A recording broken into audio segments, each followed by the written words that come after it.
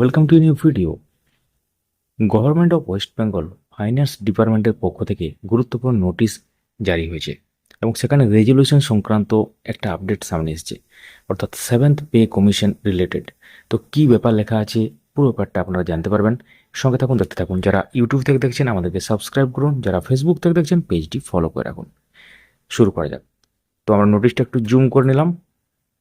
দেখতে পাচ্ছেন government of West Bengal finance department audit branch 29 July 2026 আজকের ডেটে রেজলিউশন কি আছে লেখা, the state government constituted the seventh pay commission vide resolution number such dated 22/7/2026।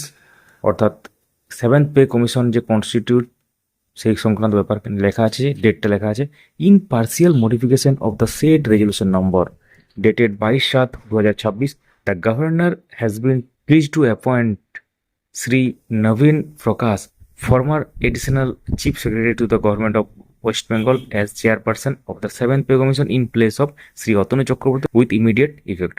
অর্থাৎ শ্রী অতনু চক্রবর্তী যিনি ছিলেন চেয়ারপারসন সেভেন্থ পে কমিশনের, তার পরিবর্তে শ্রী নবীন প্রকাশ স্যারকে এখানে অ্যাপয়েন্ট করা হচ্ছে এবং সেটা পরিষ্কার উল্লেখ করা আছে উইথ ইমিডিয়েট ইফেক্ট, মানে এখন থেকে কিন্তু কার্যকর হয়ে গেল। তাহলে এখানে চেয়ারপারসন চেঞ্জ নিয়ে একটি গুরুত্বপূর্ণ রেজলিউশন এবং তার আপডেট সামনে চলে এলো। এখন পে কমিশনে পরবর্তী ক্ষেত্রে কী হবে না হবে সে সংক্রান্ত আপডেট পাওয়ার জন্য আমাদের সঙ্গে থাকুন, সাবস্ক্রাইব বা ফলো করে ভিডিওটি লাইক করুন, সবার সাথে শেয়ার করুন। ধন্যবাদ।